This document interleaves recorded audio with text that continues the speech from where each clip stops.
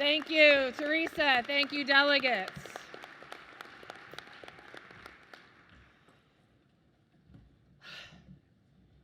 We have to reinvent our muscle being in person again, don't we? It's like we remembered how to ride that bike, but we just got to practice it a little bit. It is so great to see all of you and be here. Our union family is back together.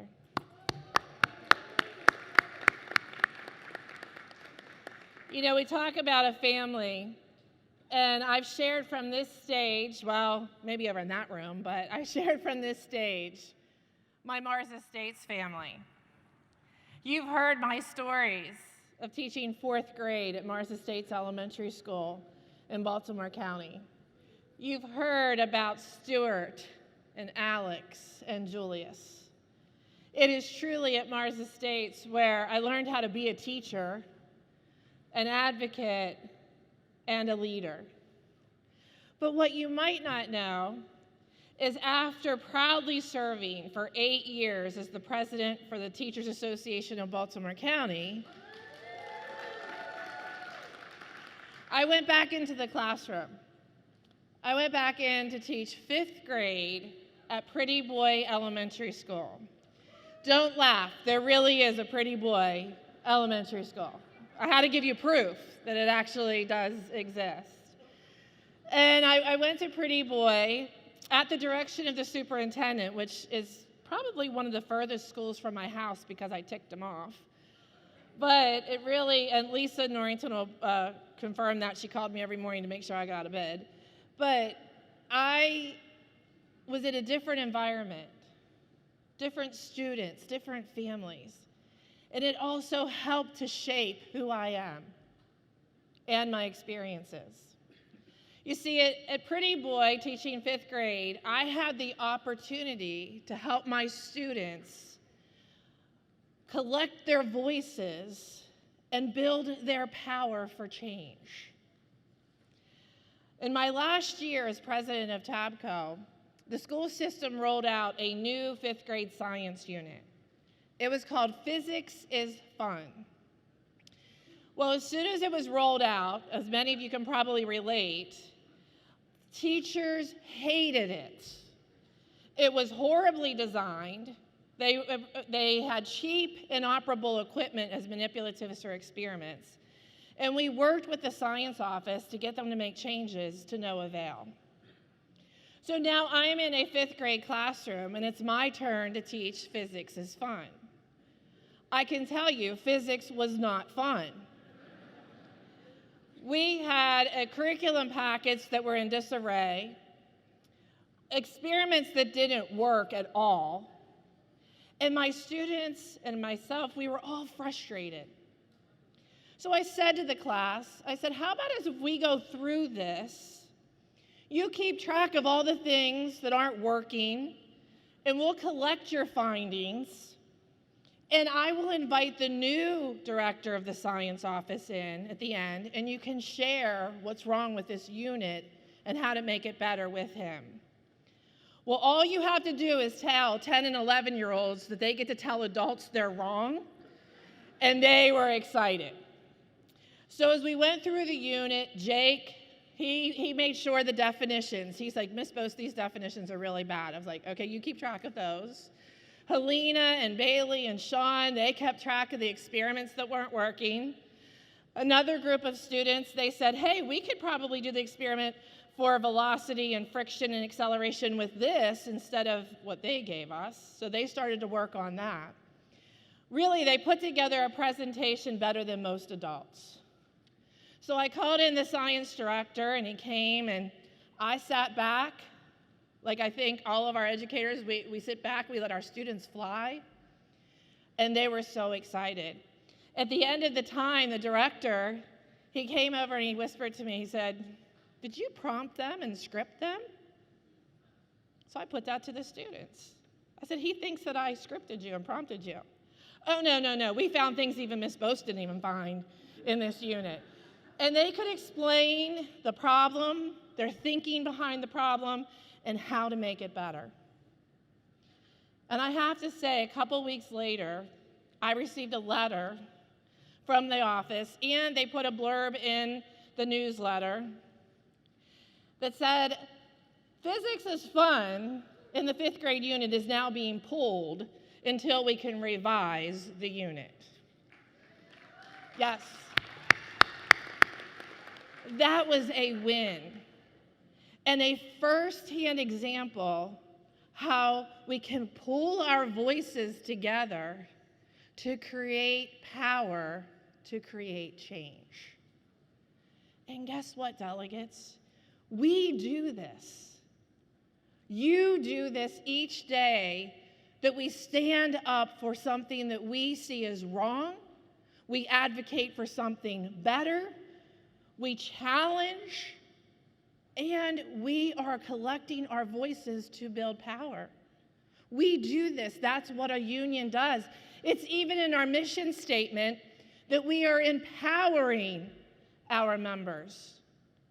We are empowering all of you and our members throughout to make a change, make a positive difference, not only for ourselves, our schools, but our students. And we see that throughout the state. We can go out west to Washington County, to WCTA. That's right, give it up, Washington. Washington County is going full force on their racial social justice agenda. And you would say, that's Western Maryland. Yep, it's Western Maryland. They created a way to get transportation and bring a large group of their members to last year's Racial Social Justice Summit. They applied and received NEA grant funds to train educators on restorative practices. Mrs. Hines, a 3rd grade teacher, applied for one of the HCR grants that I mentioned earlier, and she purchased a diverse list of books, not only for her 3rd grade, but for the school library. But she didn't stop there. She designed professional development for her colleagues. She put in reading incentives for her students. And when the central office found out about it, they took her list and bought those books for other elementary schools in the county. And this year, through the leadership of their president, Neil Becker, they're getting lanyards for their staff to wear that says, "I'm here," which are the lanyards showing LGBTQ plus students, you have an ally and you are safe. This is happening in Washington County, where they're collecting their voices and building their power for our students and staff. We can travel to Southern Maryland, to Calvert County ESP case. Where's Calvert County? Calvert County saw the need to have a release time ESP president. They saw that they could have a bigger voice at the table, that they could have action and be responsive. So they made a plan and applied for an NEA grant for a release time local president, but it also meant raising dues for their members. And they did that. They passed it by the membership. And today, President Stacey Taman is the first release time ESP local leader in the state.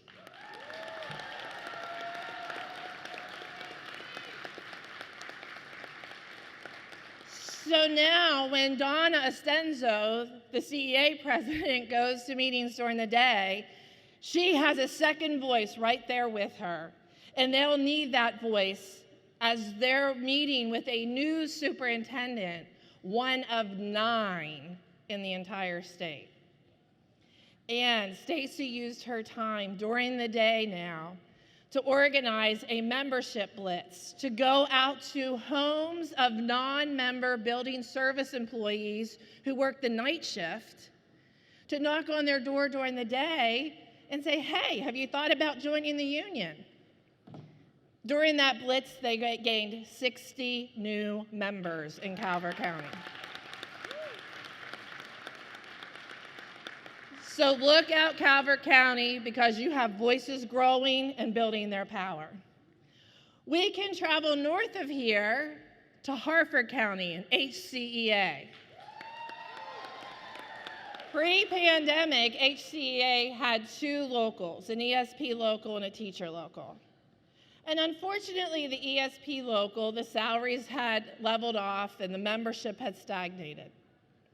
The 2 local presidents came together and put together a merger agreement to establish the structure to bring the 2 units together to again build their voice. And under the leadership of Christy Crawford Schmick, their merged local president, they have held rallies. They have shown up at Board of Education meetings, and they received a 7% cost of living increase and a 30% cost of living increase for their inclusion specialists, their paraeducators, and their technicians over 2 years. They're leading the way, and I have a feeling they've only just begun what they're going to do in Harford County. And we can go to the largest local in the MSEA, and that is Montgomery County Education Association. President Jennifer Martin will tell you there are advantages and disadvantages to having such a large local. But they're harnessing their power, and they had a vision to build member capacity by bringing on member organizers, to build their capacity through elections, to really gear up for some tough negotiations. They substantially raised the dues in Montgomery County and still have 95% membership. They have recruited members to go into buildings to help with membership organizing. This is building the capacity of the power that we have. And they recruited one of their MSEA board members to run for Board of Education, and Valerie Cole won her primary, and they're going to work to see that she wins the general election. They have their collective voice now not only internally in MSEA, but they're trying to build it externally by putting an educator on the Board of Education. These are just a few examples. I know many of you are doing this across the state as we build our voice and we build our collective power. We have to. Because don't be blind to what we're witnessing. As we build our power and use our voices, we come under attack. There are fraudulent claims, disinformation, conspiracy theories out there trying to tear down public education, trying to tear down public educators, and trying to tear down our union. Public education and public school educators are under constant threat and attack. And it's not just somewhere else in the country. It's right here in Maryland. It's right here. And if you haven't seen it at your local, feel lucky. But just talk to the folks in Queen Anne's County, Frederick County, Carroll County, Baltimore, Wacomico, just to name a few. The anti-public extremists are pumping millions of dollars into Board of Education races. They are spreading disinformation about educators as groomers and indoctrinating students. They're trying to ban books. And through social media and their hostile behavior at Board of Education meetings, they're trying to silence parents and educators and those that are interested in public education. Delegates, we have seen firsthand our democracy attacked right before our eyes on January 6th. But don't think it ended that day. It is constantly under attack, state by state, local by local, through attacks on public education and our ability to accurately and honestly provide safe learning environments and honest education to our students.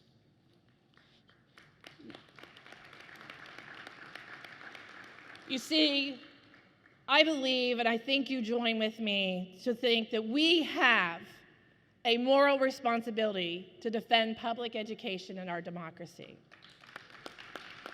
We have the responsibility to call out racism and discrimination within our communities, our schools, our workplace, and to eradicate it through all structures. We have the responsibility to protect our students who choose whatever gender they want. We have the responsibility to be a safe haven for students escaping war-torn countries, natural disasters, and impoverished countries. We have the responsibility to not allow school shootings to be normalized. We must stand up for comprehensive gun reform and trauma support in education. And yes, we have the responsibility to teach a truthful and honest and accurate curriculum.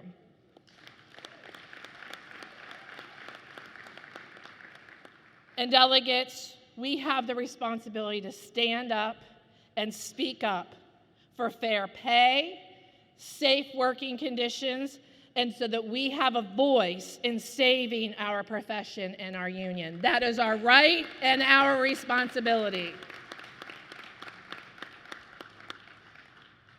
And we are fortunate because we have the opportunity to exercise our rights and responsibilities in just 18 days at the ballot box.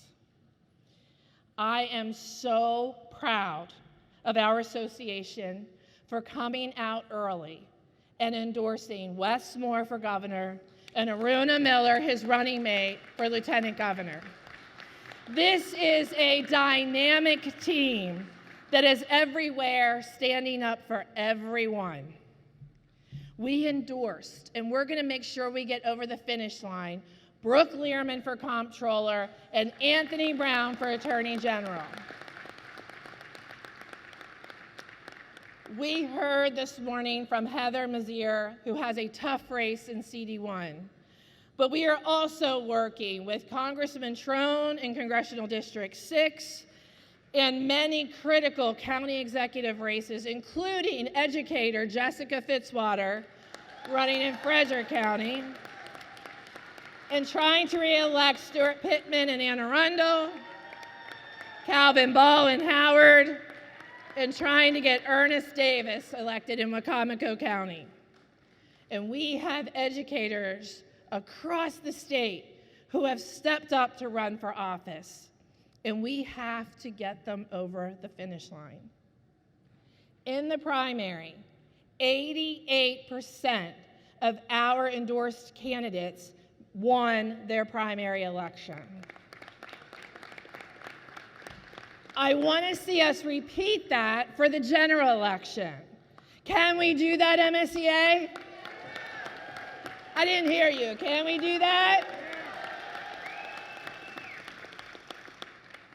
So just as my 5th grade students each took on the responsibility of a piece of their action, I'm asking each of you to take on a piece of the action that we need to get over the finish line. I heard Teresa in her ballot costume challenge you. Sign up to work on Election Day and hand out the Apple ballots. We have to do that. Join a candidate canvassing event. Go to a campaign office, volunteer to phone bank.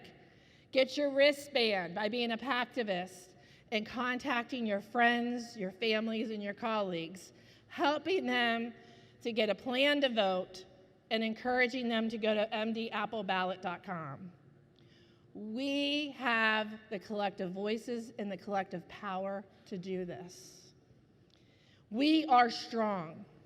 We are the largest union in the state of Maryland. We can do this. We must do this. We must use our power.